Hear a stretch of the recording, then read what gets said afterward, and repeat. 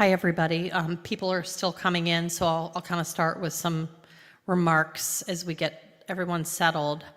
Some people asked me at lunch about what's going on at our Ohio State House and all the confusion and the laws, and so I don't know how many of you really follow. There's a lot going on in Ohio right now. And if you remember, we had the heartbeat bill that was passed and signed by Governor DeWine into law in April of 2019. And then, of course, the pro-aborts, knowing their blood money would get shut off, filed the lawsuit in federal court, and Roe had its precedence over our local statewide heartbeat, which then had become law. So it sat in pause. Our pro-life attorney general in Ohio, Dave Yost, prepared ahead of time in anticipation that Roe would be overturned with the hearing of the Dobbs case. So the day that Roe was overturned, he filed the motion to then remove the stay on the heartbeat law out of federal court and have it become law of the land. So from the end of June until September 14th, we had the heartbeat law in Ohio, and it was illegal to abort any preborn child that had a heartbeat. And there are some estimates, and it comes from the abortionists. So I always think, if you get the number from the abortionists, you can at least raise it 20%. Who knows, maybe 50%, maybe 100%, we don't know. But their numbers are always low that they self-report. But an upwards of 2,600 babies were not aborted in Ohio during that time period of July, August, and half of September. And then as we know, the pro-aborts filed their original lawsuit in federal court, and then they pulled it out of the federal court and then filed it here in Hamilton, well, in Hamilton County. This isn't Hamilton County, but down in Hamilton County in the Common Pleas Court. And there's a reason they did that. They could have filed it at any county in the entire state of Ohio. But Planned Parenthood of Southwest Ohio here is powerful. And they received a gift of $75 million from Jeff Bezos' ex-wife. And I don't mean nationally, this Planned Parenthood. So they had the money here to fight it. And they also had been donating tens of thousands of dollars to these judges. Seems to be that they always know 10 steps ahead than the pro-lifers. Like the evil is plotting it out, the evil, where we're sitting there relying on the Lord and our work and our prayer and our natural law. They have to work so hard to have the evil, just really infest our culture. So, I sat in the courtroom with my coworker, Johnny Giroux, and we heard Christian Jenkins over and over again, this judge that won by less than 2,000 votes, say, abortion is healthcare. And he would shake his head and go, everybody knows. He would say that. Everybody knows, like you dumb pro-lifers. Everyone knows abortion is healthcare. And it was just so vile and so untrue. So as we know, then he put a pause on the heartbeat law while the final case plays out. If you get our Cincinnati Right to Life's emails, how much we were promoting that we had to elect the 3 conservative judges, which we did. And out of all the elections this fall, they won by the largest landslide. So to me, that's an indication of how pro-life Ohio is. Because people knew what was on the line, that we had to have those pro-life judges in our Ohio Supreme Court in order to protect the sanctity of life in Ohio.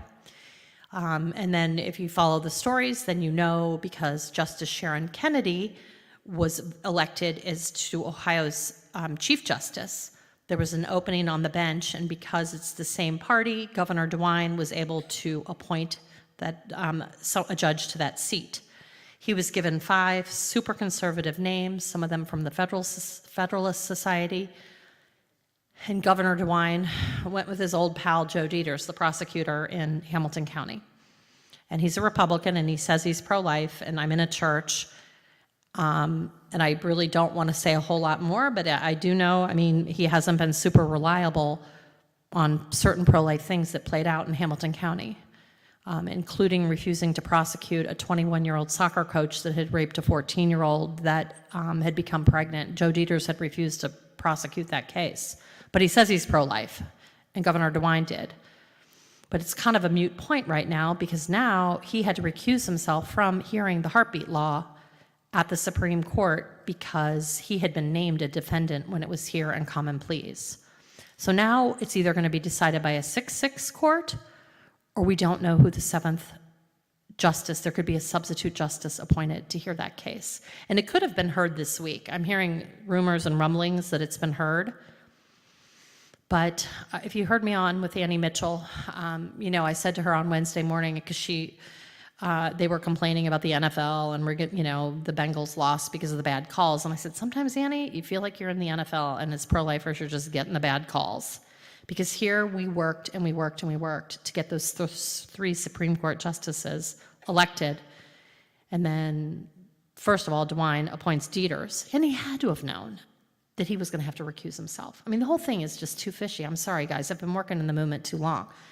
When you smell a rat, you smell a rat. And it's really difficult, and so we don't know. But there could also be a miracle. I do know that Judge Matthew Byrne, who's a parishioner at St. Margaret of York, I know he had a temporary judgeship in the last couple of weeks. Did the miracle happen? Was that case brought before? Did he hear it? I don't know. So I'm asking you all to pray, most especially for our Supreme Court, because we don't know. Maybe they did hear it. Maybe they're going to hear it in the next week or 2. We don't know whether it will be. We don't even know. I mean, we know the 6 for sure, but we don't know if it'll just be them or there'll be a substitute justice. And if they rule, they'll have to rule on the stay of the heartbeat law that's removed. They won't rule on the finality of abortion being in Ohio's Constitution. That will remain in the lower court, which would be scheduled for later this year. But at least they'll remove the pause on the heartbeat law. So then surgical abortions would have to end again. So it's really serious. And again, I could take a lot of time and talk about, because the whole thing with the coup at the State House, and we have Representative Jennifer Gross here.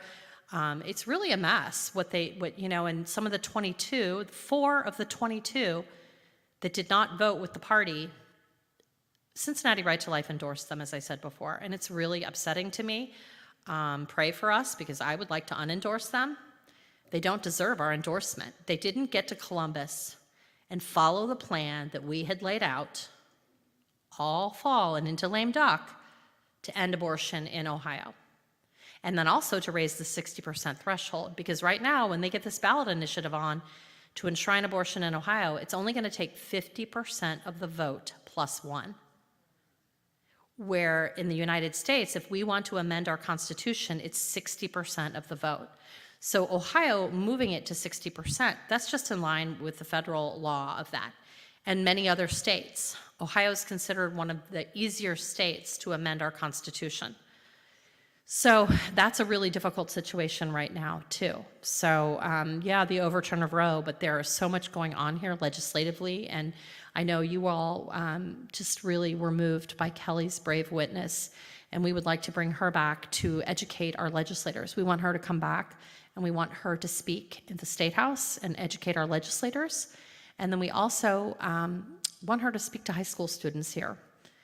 So if you get emails from Cincinnati Right to Life saying we have an opportunity to bring this incredible witness educator ordained by God to share her story and change the world truly, and I ask for donations, I mean it, because the money would go directly to fund these, and this is where it's all going to come down to this education. We have to re-educate the world, and that's why it was important. You were all here, and as Mother said, it started with the 12 apostles.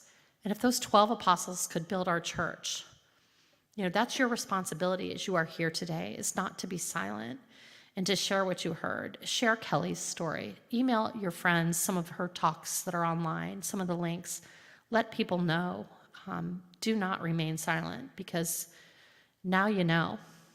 And it's omission if you don't share. You are sinning by omission. And I truly mean that. It was a profound part of my reversion to the depth of my faith. You don't just sin by commission. You sin by omission. And the more God shares with you, the more he expects you to tell others and tell the people that couldn't be here today. So it's been an incredible morning. Confession is going to begin at 1 o'clock. If you would like to get up, at the end of the talk, or there's an opportunity for confession in the Guadalupe room. And then if you would like to stay after our next speaker presents her beautiful message with us, we have some volunteers who would like to lead the rosary, and so we can pray the rosary. But I especially ask for you to pray for an 18-week mom who's considering abortion. Someone told me during the lunch break they're counseling this young woman right now, and she's 18 weeks and she's still undecided. And because of Ohio, she can, she has a month more to decide whether she wants to take the life of her own child. I let this volunteer know. I said, what does she need? Kelly and I have spoken in the last day that sometimes it's more than that pack of diapers. We need those diapers. But right now, the economy is difficult. Some of the situations are harder than just a pack of diapers.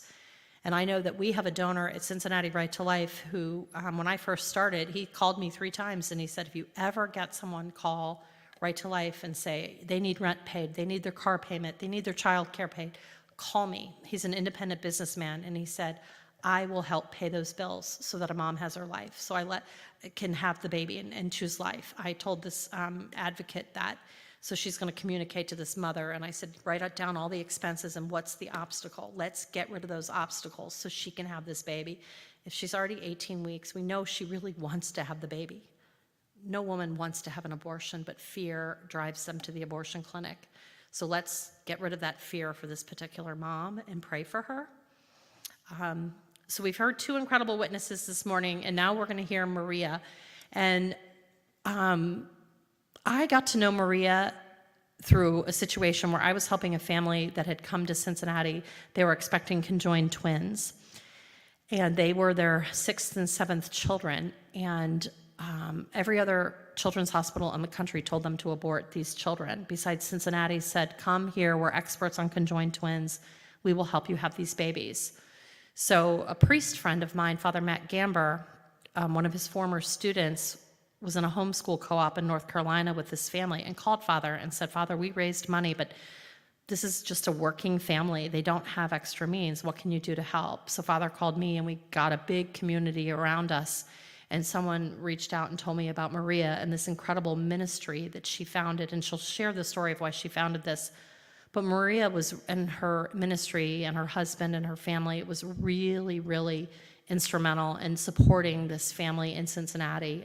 The boys were born, and they lived 8 months at Children's, and they were working towards getting them home to North Carolina, but they had some surgery and got an infection and passed away.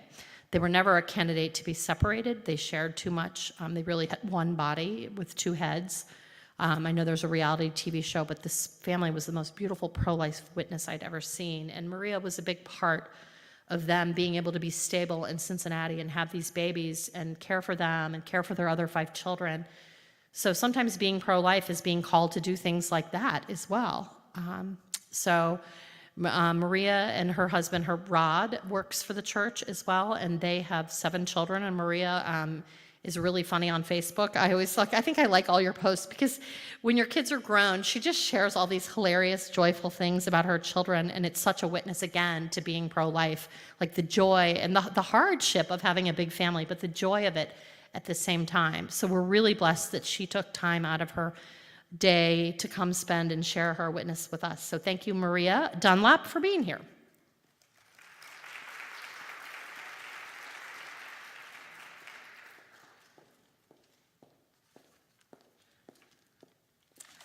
Good afternoon. So I don't even know how you come up here and go after Mother Serafina and then after Kelly, and I'm just like, ugh.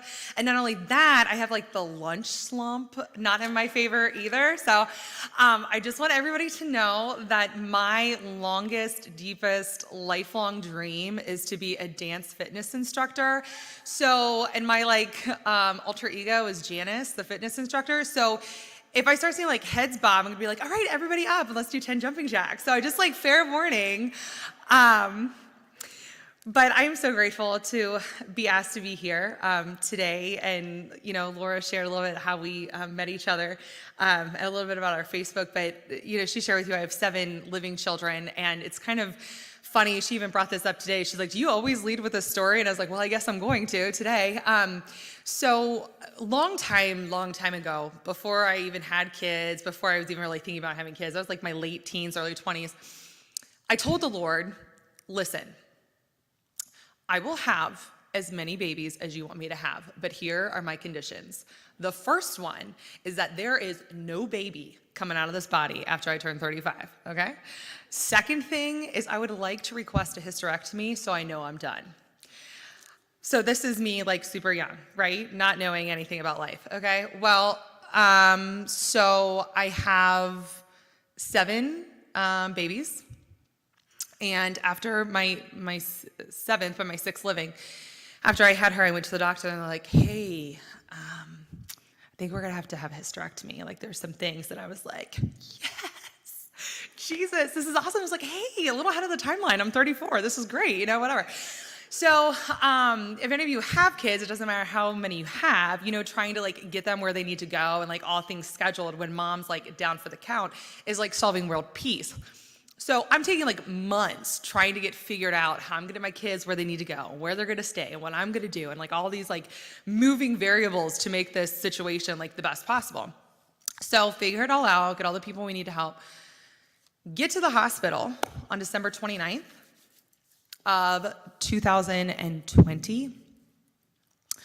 And the nurse comes in and they're getting me ready for surgery. And she goes, okay, we're just, you know, part of the pre-op is we have to take a pregnancy test. And I'm like, okay. So I'm just sitting in the bed and she goes, oh, honey, you're not having a hysterectomy today? And I looked at her and was like, oh, did the doctor call in or something? And she goes, oh no, girl, you're pregnant. And I was like, what? So it was like total roller coaster of emotions. I was like, oh my gosh, how do you do this? Like, what do you mean I'm pregnant? Like, oh my gosh. So we go home and I'm like, oh my gosh, what am I gonna tell everybody? What am I gonna do? So the kids come home and I was thinking about this and I wasn't even gonna share this part, but when Mother Serafina was speaking I'm like a mess. Like I'm emotionally prepared to be done having babies. I have put forth all of this effort to get my kids taken care of. Like the whole world knew I was not having any more babies. And here I am like, hey, shocker, I'm actually having a baby. So my kids all come in and they're sitting at the kitchen table and I'm like barely able to formulate words because I'm like all a hot mess. I'm like, okay, guys, you know, you're probably wondering why I'm calling this meeting here today. That you guys are all back home. And I was like, it's because mom's having a baby. And my daughter is 9, and she is sitting in the chair, and she goes, wow.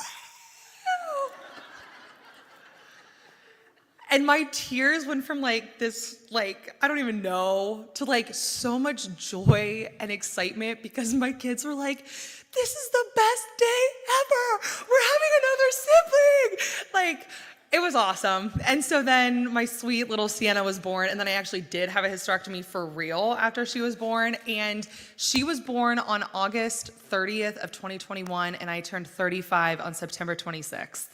So the Lord still kept his promise to me, and she is the baby I didn't know I needed. So I am so grateful for her and so grateful for the gift of our family and all the joys that come with that. So before I kind of dive into my story, I want to share something that I read the other day that really resounded with me as I was preparing for this. It was an account that a woman made after being in line at the Dollar Tree.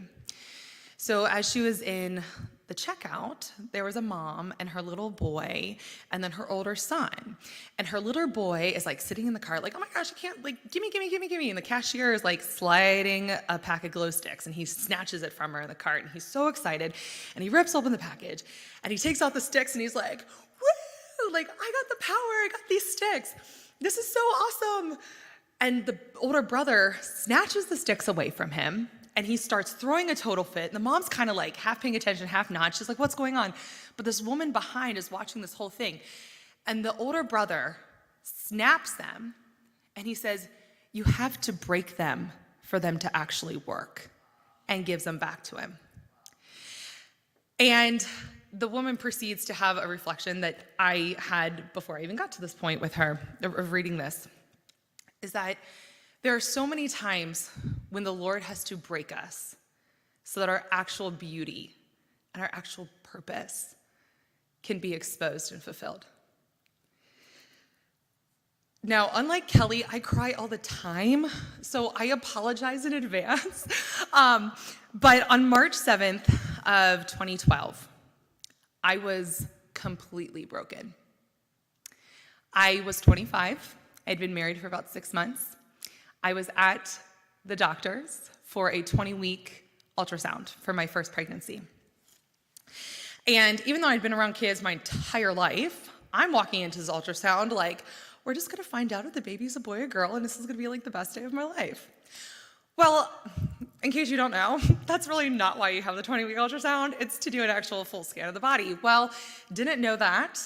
And so in walks my little ultrasound tech, and she says, all right, you ready for this? Are we finding out the gender of the baby today? I'm like, yes, of course. Isn't that why I'm here? And she's like, well, that's the start of it. Rolls over my belly and says, congratulations, you're having a little girl. And in an instant, her entire life is flashing before my eyes. I'm like, oh my gosh, it's gonna be so beautiful. Then she's gonna get married, and oh my gosh. And like, at the same time that I'm just feeling all this joy and excitement, she goes, I'm sorry, I need to go get the doctor. There's something significantly wrong with her heart, and leaves. And I'm like, what? Like, talk about a life, like, altering moment. For me, it was life altering. I felt like my heart became a lead weight and just dropped. I'm sitting there like, I'm pretty sure the heart's kind of a vital organ, and if there's something wrong, that's probably not good. And just moments later, we're escorted into a room, and the doctor comes in and tells us that she has a diagnosis called hypoplastic left heart syndrome, and that is not a death sentence, but it could be, that there's some more testing that needs to be done, but it could be okay. And it was just like, I feel like I'm getting so many conflicting messages right now. Like, should I be excited? Should I be devastated? Like, what actually is happening? And needless to say, we left this, what I thought was gonna be like one of the most joyous days of my life. We left the doctor with a little bit of a cloud over us. And that was just halfway through my pregnancy. And so I had a whole another 4 months of living the reality of what is going to happen now. That day, on March 7th of 2012, I lost a part of my joy and a part of my innocence of what building a family was going to be. And it took me a little bit of time to wrestle with that. But when I left when I left the doctors that day, it was raining. And I felt the Lord say to me, I'm here. I'm here with you. And I'm going to be here with you. And while I kind of wanted to punch him in the throat as he was saying that, I also was like, okay, thank you, because I really have nothing else right now. In the upcoming months, we went to endless doctor's appointments, and just the whole world was revolving around this diagnosis of my sweet baby Vivian. And no one around me really knew what to do or what to say or how to act. Do we have a shower? Do we not have a shower? Do we talk about it? Do we not talk about it? But I had people there, and I had people present. And whenever I speak, Viv always shows me that she's with me in some way. And I have on my list right here to talk about a morning when I went to the cardiologist. And I'm sitting there, and the cardiologist is telling me all these terrible things. Like, I think back in retrospect, like, she's telling me there's this fluid that they're finding on her abdomen. They don't know where it's from, and that's not good. And her heart's not looking really any better, and all of these terrible things. And like telling me she's safer inside of you than on the outside. And we were getting closer and closer to delivery. Like, there was really not a whole lot of great things that happened. And I remember sitting there and like hearing the things she's saying, but my inside, the Lord was speaking to me. He said, Maria, Viv's life is going to show my glory. And that was all I heard, and that's all I held on to. And that day, I got home. This was my little card that I picked up today. And I love it because I picked it because it was sunflowers, and I love sunflowers. And I didn't read the little verse on here, but when I got home that day, this was the verse that I read. But even now, I know that whatever you ask of God, he will give you. And I believed with everything inside of me at that moment that the Lord was going to heal her, that I was going to have a completely transformed baby. And I held on to that. I held on to that real tight. And we had a shower and we did all the things that you do while you're pregnant because I believed that the Lord told me that her life was going to bring his glory, and the only way to do that was for her to live. Well, guess what? She didn't. She lived for 59 days inside a children's hospital, and she died. At 25 years old, first-time mom, I buried my baby. Never in a million years did I ever think that was my reality. But you know what? That was the greatest gift of my life. I needed my daughter to die to become who God created me to be. That brokenness opened me up to a dimension of myself that I didn't know could even exist. While we were in the hospital, we had endless support from family and friends. And because of that, I was so well taken care of. Not just like tangibly, like people brought us dinner all the time, but emotionally, I was so taken care of. That I would listen all day to babies cry because not one person came to see them.